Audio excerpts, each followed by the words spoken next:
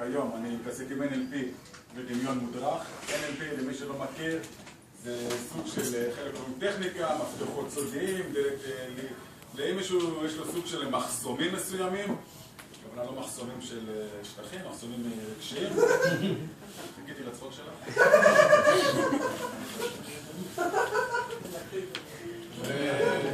ובאמת למצוא, באמת על מה זה יושב ובעבר ובלה בלה בלה. איך אני הגעתי בכלל את כל התחום הזה?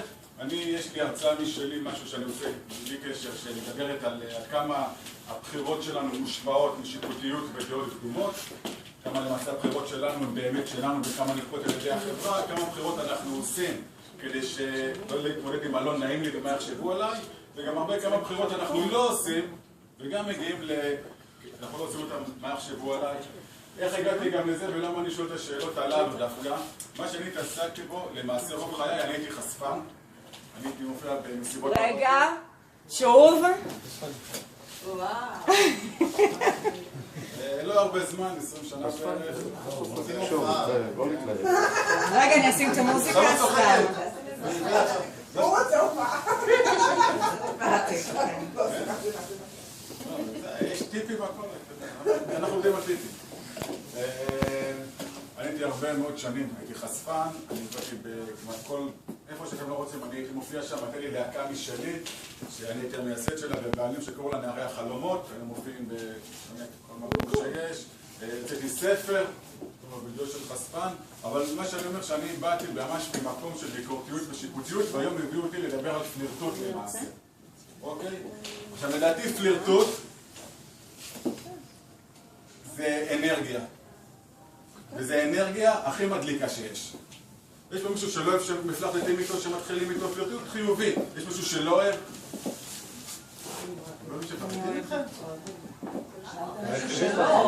יש מישהו שאוהב שמפלרטטים איתו? כן. שנייה. נכון, למה? כי בפלירטוט, לדעתי, זה משהו נורא אנרגטי, חיובי, מדליק, סקסי, מסתורי. יש בזה ממש את כל התחום הזה שקצת הלב פועם, זה מחמיא לנו, נכון? יש בפלירטוט משהו גם נורא לא מחייב.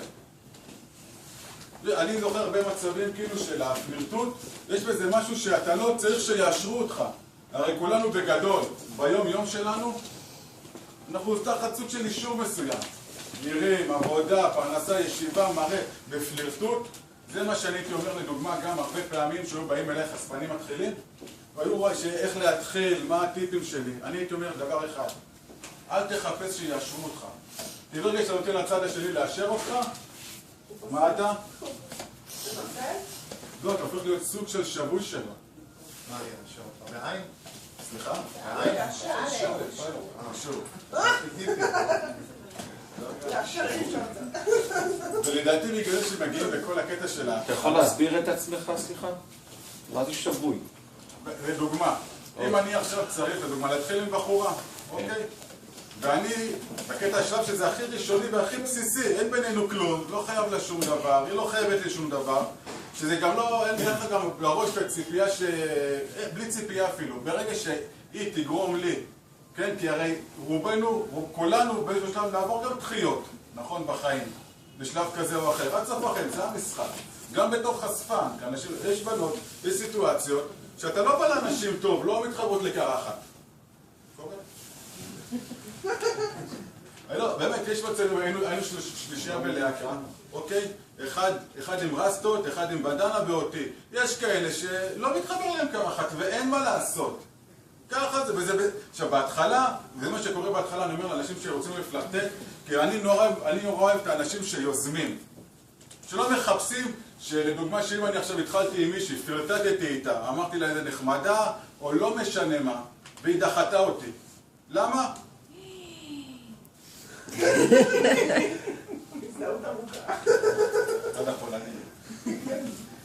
עכשיו, לדוגמה, והיא דחתה אותי, למה? לא מעניין אותי אפילו. ואני ככה, וככה מה שקורה, אתה לא נותן לצד השני לקבוע את הערך שלך למעשה. וברגע שאתה מגיע למקום הזה הכי בסיסי, כי כולנו גם בחיים נפגוש אנשים שהם מוצאים חן בעינינו, נכון? דרך אגב, 12 בלילה עוד מעט, לא? כולם מסוגלים. פה, מה זה, אנחנו מסדרים אותה. עוד מעט, עוד זוגות. הייתי השומר למטה גם כל פעם, בודק את כולם. כן, 12 בלילה, מחייב, אז מה שאני בא להגיד, שמבחינת זאת האנרגיה הכי מדליקה שיש. אוקיי, לפלרטט זה להתחיל, זה ליזום, זה לא לקחת דברים רציניים מדי וקשה מדי, גם ההרצאות האלה. כן? כל הכבוד זה קליל הלאה, כאילו, לפעמים אני מגיע להרצאות ויושבים ומדבר איתם על שטויות, על הצחוקים של החיים, על להתנהג כמו ילד מפגר לפעמים. הרי איזה הרכב זה נכון שפתאום רואים מישהו שלא לוקח את עצמו ברצינות מדי? זה לא קסם כזה? חוכמה גדולה. להיות טיפש זה חוכמה גדולה. נכון? אני מודה שאני הרבה פעמים, כשאני מתחיל עם בחורה לדוגמה, הדבר הכי מדליק איתי, הכי כיף לי, לדבר איתה על טמטום. על טמטום. לדבר על, לא יודע, על גרעינים.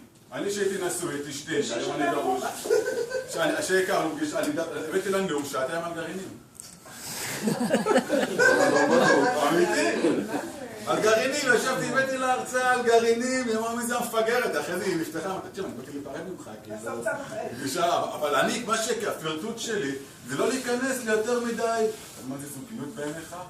אוקיי, מחויבות איקס, אתה נאמן, יופי, מעולה, אני בשלב של הפלרטוט לפחות, כמובן שציפיות, אני הכי אוהב שיוצא הילד הפנימי, השטותניקי הזה, וגם בהרצאות, זה האנרגיה הזאת שאין מחויבות לשום דבר, ובסך הכל גם בפלרטוט יש משהו נורא של ילדים קטנים, נכון? שכמונו ילדים קטנים, שמישהי מצא חן בעינינו, מצאה חן בעינינו, מה היינו עושים?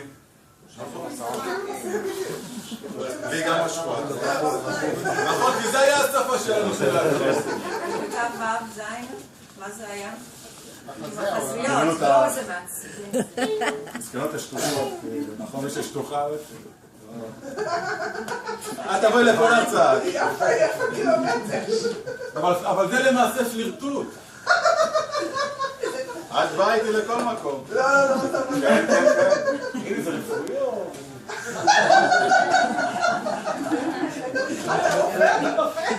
אני יודע שהשומר פתאום, אתה שומר עוד מעט עולה עם אקדח, הוא הולך פה, שומר, זה דקה, מה זה?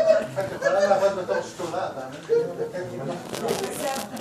אבל זה הרעיון המגניב של פלירטוט, גם אני שעכשיו שאני מרצה, אני מודה, כדי פעם ראשונה, אני לוקח את זה נורא ממקום של קליל, שלפעמים גם, כי בקטע של הפלירטוט, אתה חייב להרשות לעצמך, וחייב להרשות לעצמך גם את המקום, זיזוג. מה אתה רוצה? קר לך? חם לך? לא שלך מחמם פה אנשים. נעים. אתם מסכימים? אני יכול להגיד לכם יש לי רעיון רגע.